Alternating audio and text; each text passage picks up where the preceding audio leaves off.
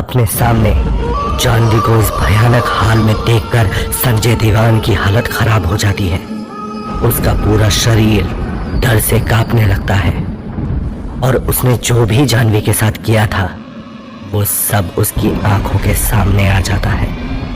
वो जानवी के पैरों में गिरकर गिड़गिड़ाने लगता है। मुझे माफ कर दो, मुझसे बहुत बड़ी गलती हो गई। गुस्से में जानवी उसे एक जोर का धक्का मारती है और संजय सामने दीवार से जा टकराता है। संजय दर्द में जोर से कराहता है। तभी जानवी संजय दीवान से बोलती है, उठकर खड़ा हो और कपड़े उतार अपने। ये सुनकर संजय हैरान रह जाता है और जानवी की तरफ देखने लगता है। जानवी जोर से चिल्लाती है, उतार अपने कपड़े। संजय दीवान दहशत में फटाफट अपने कपड़े उतारने लगता है और अपनी शर्ट पैंट उतार देता है। जानवी आगे कहती है, जो ये तेरे शरीर पर कपड़े बचे हैं इनको भी उतार। संजय उनको उतारने में थोड़ी ना नुक्कड़ करता है तो जानवी गुस्से से उसे घूर कर देख कर कहती है, नहीं उतारेगा तो मैं तेरी बेटी को अभी मार दूंगी। संजय ये सुनकर अपने अंडरगारमेंट्स भी उतार देता है। संजय की आंखों में डर और अपनी बेटी की चिंता से आंसू आ जाते हैं। जानवी उसे ऐसे देखकर जोर जोर से हंसने लगती है और बोलती है, अब जरा खून कर तो दिखा, मैं तुझे हर एंगल से देखना चाहती हूँ। संजय जानवी की बात सुनकर घूमने लगता है। जानवी की हंसी से पूरा होटल राजमहल गूंजने लगता है। वहीं संजय दीवान की बेटी नव्या ये सब दूर से खड़ी देख रही होती है और फिर करीब आ जाती है। संजय दीवान अपनी बेटी के सामने खुद को इस हाल में देखकर बहुत शर्मिंदगी महसूस करता है। उसकी आंखों से आंसू बहने लगते हैं और वो अपनी नजरें नीचे झुका लेता है। नव्या अपने पापा को गुस्से में देखकर कहती है, मुझे आपको अपना पापा कहने में भी शर्म आ रही है। आप किसी के साथ ऐसा कैसे कर सकते हैं? संजय दीवान फूट फूट कर रोने लगता है। नव्या आगे बोलती जा रही है, मुझे लगता था सारी दुनिया जो भी आपके बारे में बोल रही हो वो सब गलत है, लेकिन सब सही थे और मैं गलत थी। I hate you. मैं नफरत करती हूँ आपसे और जिंदगी भर कभी अपना चेहरा मत दिखाना। आपके जैसे इंसान के घर पैदा होने से अच्छा तो मैं कभी पैदा ही नहीं होती। ये सब बोलते बोलते नव्या की आंखों से झरझर आंसू बहने लगते हैं। संजय दीवान को अपनी गलती का एहसास हो जाता है और वो जानवी के पैरों में गिरकर माफी मांगता है। मैं जानता हूं कि मैंने बहुत सी लड़कियों के साथ बहुत गलत किया है और मेरे गुनाह माफी के लायक नहीं है, लेकिन फिर भी मैं तुमसे माफी मांगता हूं जानवी, मुझे माफ कर दो। जानवी अपनी नजरें फेरते हुए कहती है, वैसे तो तेरे जैसे घटिया दरिंदे को जीने का कोई हक नहीं है, लेकिन तेरी बेटी के लिए मैं तेरी जान बख्शती हूँ। मैं बहुत अच्छे से जानती हूँ कि बच्चों की जिंदगी में माँ बाप की क्या अहमियत होती है। संजय वही उसके पैरों में बैठा रहता है और माफी के लिए गिड़गिड़ाए जा रहा होता है। तभी जानवी उससे कहती है, जा चला जा यहाँ से, इससे पहले कि मैं अपना इरादा बदल दूं। थोड़ी देर वहीं बैठे रहने के बाद संजय दीवान वहां से उठता है, अपने कपड़े पहनता है और वहां से रोता बिलखता हुआ निकल जाता है। उसकी बेटी नव्या भी वहां से एक नजर जानवी और विशाल की तरफ देखकर चली जाती है। उन दोनों के जाते ही जानवी जोर जोर से रोने लगती है और रोते रोते नीचे जमीन पर गिर जाती है। ये देखकर विशाल की आंखें भी भर आती हैं, पर वो चाहकर भी जानवी को चुप नहीं करवा सकता। तभी एक बार फिर होटल राजमहल का दरवाजा खुलता है और जानवी के बूढ़े माँ बाप होटल के अंदर दाखिल होते हैं। अपने माँ बाप को अपने सामने देखकर जानवी को यकीन ही नहीं आता और जल्दी से उठकर वो वहां से भाग कर जाती है और अपनी माँ के गले लग जाती है और फूट फूट कर रोती है। अपनी बेटी को इस तरह से देखकर उसकी माँ की आंखों में भी आंसू गिरने लगते हैं। अपनी बेटी को खूब दुलार करती हुई जानवी की माँ बोलती है, ये सब क्या हो गया लाडो? एक दिन एक पल ऐसा नहीं था जो हमने तुझे याद किए बिना गुजारा हो। हमने क्या क्या सपने नहीं देखे थे तेरे लिए, लेकिन हमारे हिस्से में आया तो ये सब क्या कुछ नहीं सहा हमारी लाडो ने। वहीं जानवी बस अपनी माँ के गले लगे रोए जा रही होती है। मैंने हम दोनों को बहुत दुख दिए ना माँ, मैं बहुत बुरी बेटी हूं। दूसरी तरफ खड़े उसके पिता अपनी आंखों में आंसुओं को छिपाए मजबूत बनने का दिखावा कर रहे होते हैं।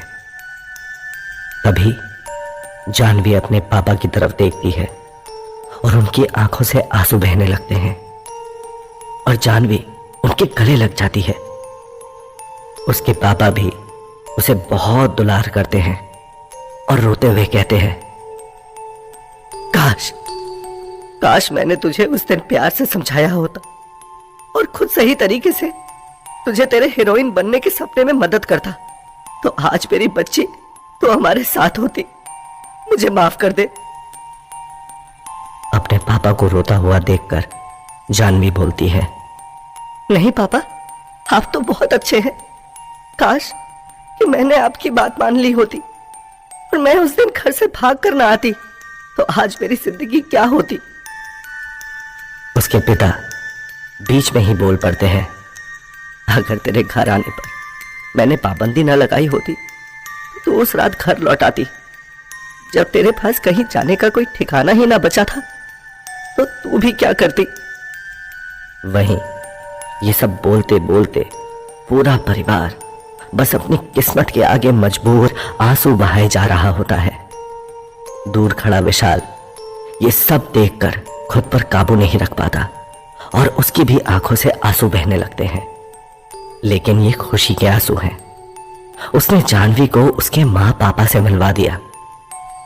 कुछ ही देर में होटल राजमहल का दरवाजा खुल जाता है और सामने सफेद रंग की रोशनी दिखाई देने लगती है। जानवी अपने माँ पापा से कहती है, अब मुझे जाना होगा, लेकिन मैं भगवान से यही प्रार्थना करूंगी कि अगले जन्म भी मुझे आप ही माँ पापा के रूप में मिले, तब मैं एक अच्छी बेटी बनकर रहूंगी। अपनी बेटी की बात सुनकर दोनों बूढ़े दंपत्ति खुद को संभाल ही नहीं पाते। जानवी पीछे मुड़कर विशाल की ओर देखती है और मुस्कुराते हुए कहती है, थैंक यू विशाल, तुमने मेरी सारी अधूरी इच्छाएं पूरी कर दी। तुम बहुत अच्छे इंसान हो। विशाल मुस्कुराते हुए जानवी को अलविदा करता है। जानवी भी विशाल के साथ खड़ी बाकी की आत्माओं और अपने माँ पापा को अलविदा करके उस सफेद रोशनी में कहीं गुम हो जाती है। वही जानवी के माँ पापा विशाल को धन्यवाद करके होटल राजमहल से वापस अपने घर चले जाते हैं।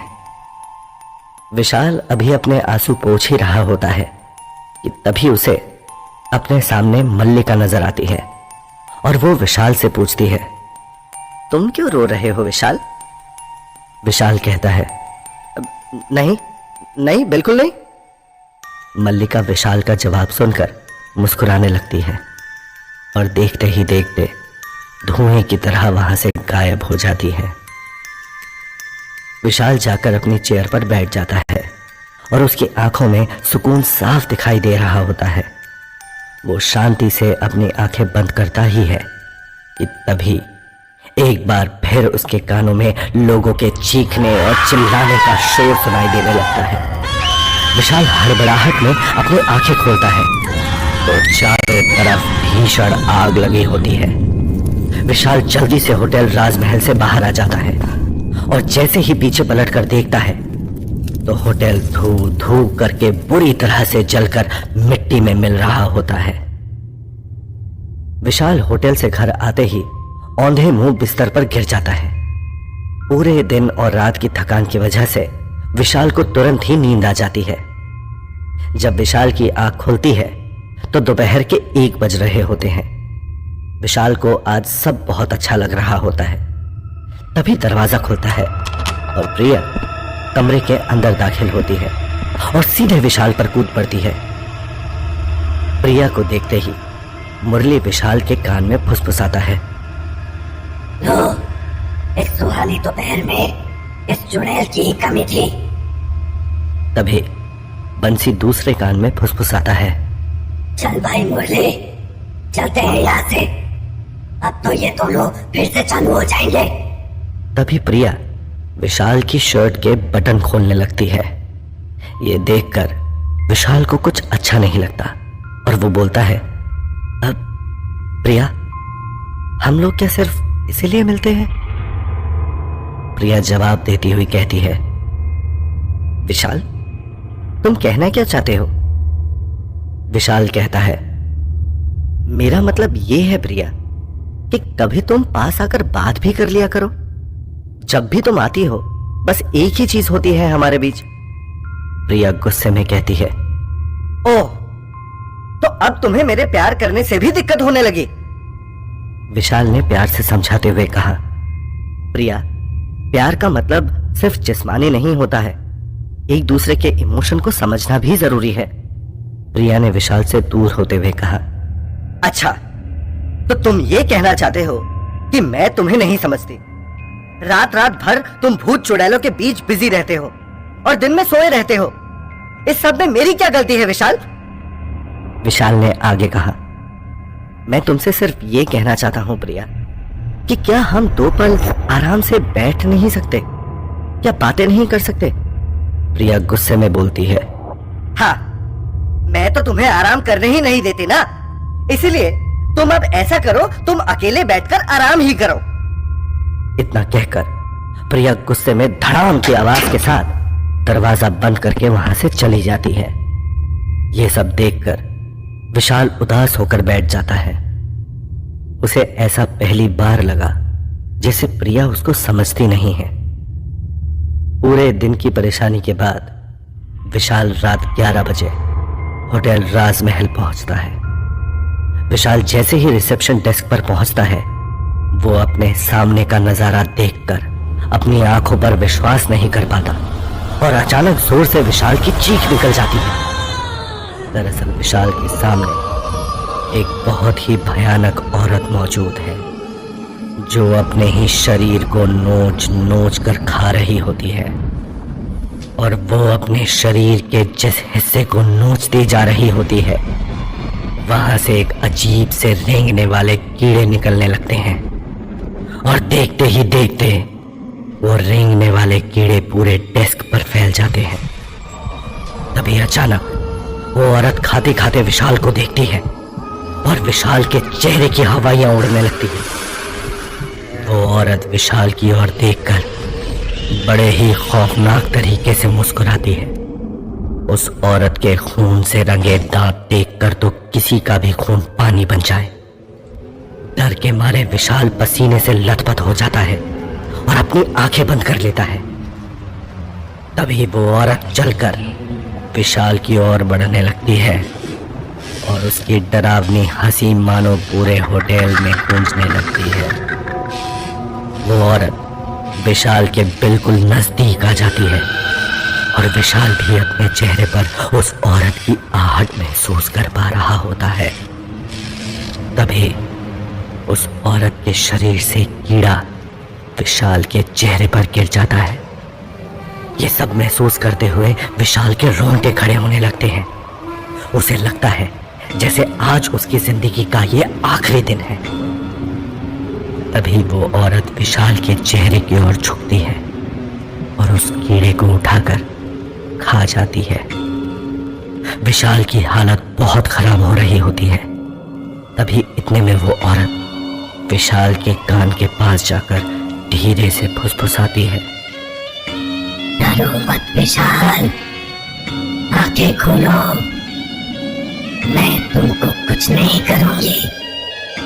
मुझे तो यहाँ मालकिन मल्लिका ने भेजा है। वो तुमको ऊपर बुला रही है।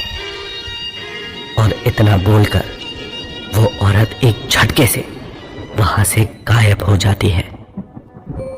विशाल को उस औरत का एहसास होना बंद हो जाता है, लेकिन होटल के ठंडे आलम में भी उसके माथे पर पसीने की बूंदें झिलमिलाने लगती हैं और विशाल हिम्मत करके धीरे धीरे अपनी आंखें खोलता है तो उसे वो औरत कहीं दिखाई नहीं देती है।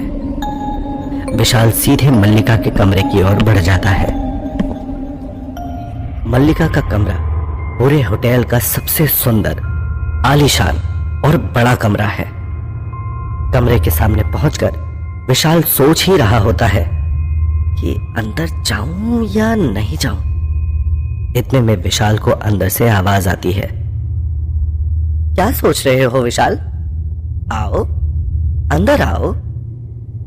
और इसी आवाज के साथ कमरे का दरवाजा खुद से ही खुल जाता है। विशाल डरते डरते कमरे के अंदर जाता है और चारों तरफ देखता है, लेकिन कमरे में उसे कहीं मल्लिका नजर नहीं आती। विशाल को थोड़ा डर लगने लगता है और उसका दिल जोर से धड़कने लगता है। तभी अचानक से मल्लिका पीछे से विशाल को हक कर लेती है और यहां वहां चूमने लगती है। मैं कब से तुम्हारा इंतजार कर रही थी विशाल। विशाल खुद को छुड़वाने की कोशिश करने लगता है। मैम, ये आप क्या कर रही हैं? छोड़िए मुझे, प्लीज। लेकिन जैसे मल्लिका के कानों में विशाल की कोई बात नहीं पहुंच रही और वो सीधे विशाल को बेड पर धक्का दे देती है। मल्लिका ने उस वक्त नारंगी रंग का ट्रांसपेरेंट गाउन पहना होता है। मल्लिका का मलाई से भी ज्यादा गोरा और मखमल बदन साफ साफ दिखाई पड़ रहा होता है। विशाल की जगह कोई और इंसान होता तो वो शायद पूरी तरह से खूबसूरत मल्लिका की तरफ टूट पड़ता, लेकिन विशाल अपनी नजरें फेर लेता है। मल्लिका बेड पर आकर विशाल के शरीर को चूमने लगती है और उसकी शर्ट उतारने लगती है। लव मी विशाल। मल्लिका की इस हरकत से विशाल को बहुत गुस्सा आ जाता है और वो मल्लिका को पकड़कर खुद से दूर करता है और बेड से उठते हुए जोर से कहता है, बस बहुत हुआ। ये अभी आप क्या करने की कोशिश कर रही थी? मैं आपकी बहुत इज्जत करता हूं मैम, लेकिन इसका मतलब ये नहीं है कि आप मेरे साथ कुछ भी करें। मैंने इतनी बार आपको समझाया है, लेकिन आप है कि मेरी बात मानने को तैयार ही नहीं है। मैंने आपसे कितनी बार कहा है मेरी गर्लफ्रेंड है और मैं उससे बहुत प्यार करता हूँ और उसके अलावा मैं किसी के साथ कुछ करना नहीं चाहता हूँ। विशाल की बातें सुनकर मल्लिका विशाल से दूर हो जाती है और विशाल से कहती है, हाय, गुस्से में भी इतने हैंडसम लगते हो तुम। फिर चलो एक काम करो, मैं तुम्हें 1 घंटे की छुट्टी देती हूँ, तुम अपने घर होकर आओ। मल्लिका के मुंह से ऐसी बातें सुनकर विशाल बहुत हैरान हो जाता है और पूछता है, अब लेकिन क्यों? तो मल्लिका बहुत प्यार से बोलती है, तुम्हारा मूड चेंज हो जाएगा, जाना जरूर। विशाल ये सुनकर हैरान होता हुआ नीचे अपने डेस्क पर आकर बैठ जाता है और सोचने लगता है, क्यों कहा मल्लिका ने ऐसा, वो भी काम के समय पर? पहले तो कभी नहीं कहा मल्लिका ने। क्या मुझे सच में घर जाना चाहिए? तभी वहीं थोड़ी देर पहले जो डरावनी औरत विशाल को अपना ही मांस नोचती और खाती हुई दिखाई दी थी, वो एक बार फिर सामने दिखाई पड़ती है। वो विशाल के नजदीक जाकर कहती है, जाओ ना विशाल, सोच क्या रहे हो? विशाल भागता हुआ होटल से बाहर निकल जाता है और अपने घर की तरफ चल पड़ता है। विशाल जैसे ही कमरे में पहुंचता है तो वहां ताले को खुला देखकर वो हैरान हो जाता है और जल्दी से दरवाजा खोलकर अंदर जाता है। कमरे के अंदर का नजारा देखकर विशाल की आंखें फटी की फटी रह जाती हैं विशाल देखता है कि सामने बेड पर अमन और प्रिया एक ही चादर के अंदर एक दूसरे से लिपटे एक दूसरे की बाहों में डूबे हुए हैं। ये देखकर विशाल को अपनी आंखों पर विश्वास ही नहीं होता। उसकी अपनी प्रिया अमन को जगह जगह पर चूम रही है और अमन उसके सुडौल बदन को अपने हाथों से सहला रहा है। देखते ही देखते अमन पैशनेटली प्रिया के होठों को चूमने लगता है। वो काफी देर तक एक दूसरे के होठों से खेलते रहते हैं। अपनी आंखों से ये सब देखते हुए विशाल की आंखों में आंसू आ जाते हैं। तभी अमन के प्यार में पूरी तरह से डूबी सिसकारियां भरते हुए प्रिया ने कहा, एक लड़की को कैसे खुश किया जाता है, कोई तुमसे सीखे अमन। ये सुनकर अमन प्रिया को और किस करने लगता है। प्रिया अमन से आगे कहती है, मुझे जो आज तुम्हारे साथ महसूस हुआ वो आज से पहले कभी विशाल के साथ नहीं हुआ। वो तो एकदम बेवकूफ है, उसे कुछ नहीं पता। विशाल को तो तुमसे सीखना चाहिए। ये सुनकर प्रिया और अमन जोर जोर से हंसने लगते हैं। प्रिया की बात सुनकर अमन कहता है, बेबी आई लव यू। तुम जैसी इतनी हॉट और खूबसूरत लड़की से कौन प्यार नहीं करना चाहेगा, लेकिन मुझे तो ये समझ नहीं आ रहा है कि तुम्हें विशाल में क्या दिखा। प्रिया जवाब में बोलती है, छोड़ो ना अमन विशाल की बात। अमन हंसते हुए कहता है, प्रिया तुम एक काम करना, विशाल तो अपनी नौकरी में पूरी तरह से बिजी है। तुम यूं ही प्यार मुझसे करती रहना और शादी उस बेवकूफ विशाल से करना, क्या फर्क पड़ता है। प्रिया और अमन की ये बातें सुनकर विशाल को जैसे सदमा लगता है और विशाल अपना आपा खोते हुए बोलता है, तुमने सही कहा प्रिया, मैं सच में बहुत बड़ा बेवकूफ हूं जो प्यार में इतना अंधा था कि तुम्हारी और अमन की असलियत नहीं देख पाया। विशाल को वहां सामने खड़ा देखकर अमन और प्रिया शॉक्ड रह जाते हैं और प्रिया फटाफट चादर से खुद को ढकने लगती है। इससे पहले कि दोनों में से कोई कुछ कहे, विशाल आगे कहता है, वाह बहुत बढ़िया। मैंने कभी अपने सपने में भी नहीं सोचा था कि मेरा बेस्ट फ्रेंड और मेरी गर्लफ्रेंड ऐसा खेल खेलेंगे मेरे साथ। मैं ही मिला था तुम दोनों को। अमन हकलाते हुए कुछ बोलने लगता है। वो विशाल। उसकी बात काटते हुए विशाल बोलता है, अब एक शब्द तुम्हारे मुंह से नहीं निकलना चाहिए अमन। कहीं ऐसा ना हो कि मैं अपना आपा खो दूं और मैं ये भूल जाऊं कि तुम कभी मेरे दोस्त हुआ करते थे। मेरे अपने दोस्त ने मुझे इतना बड़ा धोखा दिया है कि इसके बाद तो मैं शायद जिंदगी में कभी किसी को दोस्त तक नहीं कह पाऊंगा। ये सुनकर प्रिया टेढ़ी स्माइल देते हुए बोलती है, इसमें हमारी नहीं सिर्फ तुम्हारी गलती है विशाल। विशाल हैरान रह जाता है कि इतना कुछ हो जाने के बाद भी प्रिया को अपनी गलती का कोई एहसास नहीं है और वो एक तक बस प्रिया को देखता ही रह जाता है। प्रिया आगे कहती है, मैं ठीक कह रही हूं विशाल, तुम ऐसे क्या देख रहे हो।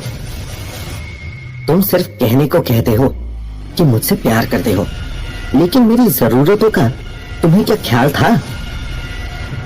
विशाल आंखों में आंसू लिए बोलता है, तुम्हारी नजर में प्यार सिर्फ जिस्मानी है ना प्रिया, और जज्बातों से तुम्हारा कोई लेना देना नहीं है।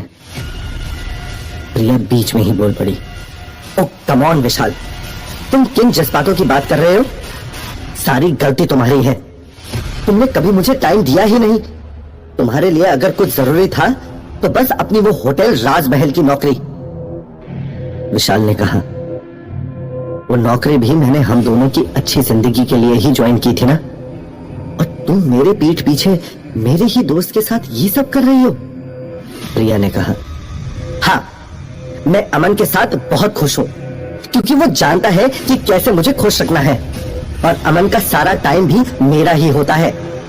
विशाल ने प्रिया की बात को बीच में ही काटते हुए कहा, ये साला अमन जिसने अपने बेस्ट फ्रेंड की पीठ पर छुरा घोंपते हुए एक बार नहीं सोचा वो तुमसे क्या प्यार करेगा। जिसको तुम प्यार कहते हो ना वो सिर्फ हवस है।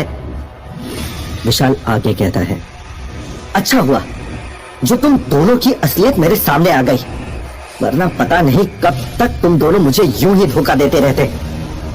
प्रिया और अमन कुछ बोल पाए उससे पहले ही विशाल वहां से अपना सारा सामान लेकर निकलने लगता है। दरवाजे तक पहुंचकर विशाल पलटकर उन दोनों की तरफ देखता हुआ कहता है, मर गई आज दोस्ती और खत्म हो गया मेरे दिल से प्यार। इतना कहकर विशाल घर से बाहर निकल जाता है। ये सब देखकर बंसी मुरली से कहता है, देख, मैंने कहा था ना, ये विशाल जब खुश होता है तब कुछ ना कुछ गड़बड़ जरूर होती है। तो ठीक है ना, चल कम से कम इसी बहाने विशाल का इस चुड़ैल से तो पीछा छूटा। मुरली ने बंसी की बातों का जवाब देते हुए कहा। गुस्से में विशाल अपना सारा सामान लेकर होटल राजमहल ही आ जाता है और सामान को डेस्क पर रखकर सीधा मल्लिका के कमरे की तरफ चला जाता है। मल्लिका के कमरे के सामने पहुंचकर विशाल बिना एक भी सेकंड इंतजार किए अंदर दाखिल होता है। अंदर मल्लिका चेयर पर बैठी किताब पढ़ रही होती है जिसका नाम है भूत प्रेत सब है भ्रम। विशाल को अपने सामने खड़ा देख मल्लिका किताब को एक और रखकर खड़ी होती है और मुस्कुराती हुई विशाल से बोलती है, अब तुम्हें सच का पता चल गया ना विशाल। लेकिन विशाल को अपनी आंखों के आगे तो बस प्रिया और अमन एक दूसरे में खोए चादर में लिपटे नजर आ रहे होते हैं। विशाल मल्लिका की बातों का कोई जवाब नहीं देता और सीधा मल्लिका के करीब जाकर उसके चेहरे को अपने दोनों हाथों से पकड़कर मल्लिका के होठों को चूमने लगता है। विशाल की इस हरकत से मल्लिका कुछ सेकंड के लिए शॉक्ड होती है, लेकिन फिर मल्लिका भी किस करने में विशाल का साथ देने लगती है। धीरे धीरे दोनों और करीब आते जाते हैं और विशाल मल्लिका का गाउन उतारकर उसे बेड पर लिटा देता है। मल्लिका भी धीरे धीरे विशाल के कपड़े खोल देती है और विशाल के सारे शरीर को चूमने लगती है। विशाल को तो जैसे कुछ होश ही नहीं रहता और विशाल गुस्से में जैसे मल्लिका पर टूट पड़ता है, मानो वो प्रिया का सारा गुस्सा मल्लिका पर निकाल रहा हो। विशाल भी मल्लिका के बदन को सहलाने लगता है और उसे चूमने लगता है। दोनों एक दूसरे के बेहद नजदीक आ जाते हैं और पूरी तरह से एक दूसरे में खो जाते हैं। लेकिन सारी हदें लांघने के बाद विशाल को एहसास होता है कि उसने एक भूत के साथ पूरी रात बिताई है। तो विशाल डर के मारे कांपते हुए एकदम से कोने में खड़ा हो जाता है। विशाल की हालत देखकर मल्लिका जोर से हंसते हुए कहती है, क्या हुआ जान, तुम डर क्यों रहे हो? डोंट टेल मी कि तुम्हें मजा नहीं आया। लेकिन विशाल की तरफ से कोई जवाब ना पाकर मल्लिका बहुत खौफनाक आवाज में कहती है, तुम मेरे हो, मेरे रहना। मल्लिका की इस बात को सुनकर विशाल के रोंगटे खड़े हो जाते हैं और विशाल वहां से जाने लगता है। तब मल्लिका उसे रोकते हुए कहती है, सुनो विशाल, तुम रहने की चिंता मत करना, यहां पास ही में मेरा घर है, तुम्हें बंसी और मुरली वहां ले जाएंगे। विशाल जाकर अपनी सीट पर बैठकर सोचता है, ये मैंने क्या कर डाला, ऐसे कैसे हो गया मुझसे। तभी विशाल को किसी के आने की आहट होती है। विशाल देखता है कि एक लड़की एक बड़ा सा बैग लिए बड़बड़ाती हुई अंदर की ओर ही चली आ रही होती है। उफ, कितना भारी बैग है मेरा, और ये कैसा होटल है, यहाँ कोई है भी या नहीं? उस लड़की ने कहा। उस लड़की की बातें सुनकर विशाल उसकी हेल्प करने के लिए आगे बढ़ता है और बैग उठाते हुए गलती से उस लड़की से टकरा जाता है। लड़की से टकराकर विशाल को एक अलग ही एहसास होता है तो विशाल फिर से उस लड़की को छू कर देखता है। विशाल की इस हरकत से इस लड़की को गुस्सा आ जाता है और वो बोलती है, एक्सक्यूज मी, तुम्हारा ध्यान कहां है? लड़की की बात सुन विशाल हैरान होकर उससे पूछता है, क्या तुम इंसान हो? विशाल का सवाल सुनकर वो लड़की शॉक्ड होते हुए बोलती है, ये कैसा सवाल है? हाँ, इंसान हूं, और नहीं तो क्या, भूत दिख रही हूं मैं तुम्हें? गुलाबी होठ, नीली गहरी आंखें, गोरे गाल जो शायद गुस्से की वजह से लाल हो गए हैं, गुस्से में सिकुड़ी भावें, और सबसे प्यारे उस लड़की के गाल में पड़ने वाले टिम्पल्स। विशाल को खुद की तरफ एक टक देखता देखकर उस लड़की ने कहा, ओ हेलो, क्या देख क्या रहे हो तुम? ये सुन विशाल को एहसास होता है कि वो काफी देर से उस लड़की को देख रहा है। ये सोचकर विशाल कहता है, आई एम सॉरी, वो मैं कुछ सोचने लग गया था। अजीब पागल लड़का है। मुझे होटल में रुकना है, इसलिए एक रूम मेरे नाम से बुक कर दो और मुझे मेरे कमरे की चाबी दो, उस लड़की ने विशाल को कहा। लड़की के इतना बोलते ही पूरे होटल का माहौल बदलने लगता है। अचानक से ठंडी हवाएं चलने लगती हैं, लाइट जलने बुझने लगती है, अजीब अजीब सी आवाजें आने लगती हैं, जिसे देखकर वो लड़की हंसते हुए बोलती है, ये क्या हो रहा है? लगता है तुम्हारे होटल में बिजली की कोई प्रॉब्लम है, उसे फिक्स करवा लो। ये सब देखकर विशाल बोलता है, नहीं, तुम यहां नहीं रुक सकती, तुम अभी के अभी यहां से चली जाओ। चली जाओ? व्हाट डू यू मीन चली जाओ? ये क्या तरीका है? तुम यहाँ के मालिक नहीं हो और तुम मुझसे ऐसे बात नहीं कर सकते। मुझे मेरे कमरे की चाबी दो, मुझे यहीं रुकना है, उस लड़की ने अपनी बातों पर जोर देते हुए कहा। विशाल ने धीरे से उसको कहा, मेरी बात समझो, यहां मत रुको प्लीज, जाओ यहां से। तभी उस लड़की ने गुस्से में कहा, बड़े अजीब आदमी हो तुम, होटल में आए गेस्ट से ऐसे कौन कहता है? तुम्हारा मैनेजर कौन है? बुलाओ उसको। ये सुनकर विशाल हाथ जोड़ते हुए उस लड़की से कहता है, प्लीज अपनी जान बचाना चाहती हो तो यहां से चले जाओ। वो लड़की कुछ बोलने वाली होती है कि वहां मल्लिका आ जाती है और वो कहती है, विशाल, गेस्ट से ऐसे बात नहीं करते, उन्हें रुकना है तो चाबी दे दो उन्हें उनके कमरे की। मल्लिका की बात सुनते ही उस लड़की ने खुशी से विशाल की तरफ देखते हुए कहा, सुना क्या कहा उन्होंने? अब मुझे चाबी दो और मेरा नाम दिव्या है, नोट कर लेना, समझे रिसेप्शनिस्ट? इतना कहकर दिव्या चाबी लेकर अपने कमरे की तरफ चली जाती है। अभी कुछ ही देर हुई थी कि दिव्या के कमरे के पास से चीखने की आवाज आती है। आवाज सुनकर विशाल अपने डेस्क से उठते हुए कहता है, ये तो होना ही था, और दिव्या के कमरे की तरफ चला जाता है। विशाल ने देखा कि दिव्या अपने कमरे से बाहर खड़ी किसी चीज की तरफ इशारा करके चिल्ला रही होती है। दिव्या जैसे ही विशाल को करीब आता देखती है, भागकर उसके पास जाती है, उसका हाथ पकड़कर उसके पीछे छिप जाती है और बोलती है, यहाँ एक कटा हुआ हाथ था, ये दरवाजा उस हाथ ने ही खोला। ये सुनकर विशाल दिव्या से कहता है, बस कटा हुआ हाथ? मैंने मना तो किया था पर तुमने माना नहीं, अब भुगतो और रहो होटल राजमहल में। बहुत शौक था ना तुम्हें यहां रुकने का। इतना कहकर विशाल वहां से चला जाता है। दिव्या डरते डरते अपने कमरे में जाती है और वहां सब कुछ सही देखकर बिस्तर पर लेट जाती है। दिव्या पहले से ही काफी थकी हुई थी, इसलिए बिस्तर पर लेटते ही दिव्या को नींद आ गई।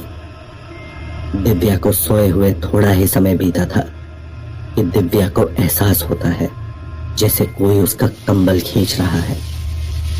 दिव्या इस एहसास को यूं ही समझकर टाल देती है और नीचे गिरे कंबल को फिर से ओढ़कर सो जाती है। लेकिन फिर थोड़ी देर बाद कोई दिव्या को जोर से धक्का देकर बेड से नीचे गिरा देता है। दिव्या हड़बड़ा कर उठ जाती है और इधर उधर देखने लगती है, लेकिन पूरे कमरे में कोई नहीं होता। दिव्या ने खुद से बड़बड़ाते हुए कहा, हो सकता है मेरा वहम हो। मैं दिन भर से काफी थक गई हूँ, इसीलिए मुझे अजीब अजीब से ख्याल आ रहे हैं और चीजें भी दिखाई दे रही हैं। इतना कहकर दिव्या फ्रेश होने के लिए बाथरूम में जाती है। दिव्या जैसे ही अपना चेहरा धोकर अपना सर उठाती है, वहां सामने लगे आईने में अपने पीछे किसी औरत को देखकर दिव्या की चीख निकल जाती है। उस औरत का चेहरा जला हुआ होता है और उसकी आंख भी नहीं होती। उसके मुंह से खून निकल रहा होता है और वो दिव्या की तरफ देखकर उसे अपनी ओर बुला रही होती है। दिव्या जब पीछे देखती है तो वहां कोई नहीं होता। दिव्या डरते डरते दोबारा अपना चेहरा धोती है तो सामने शीशे को देख डर के मारे दिव्या का रोना आ जाता है।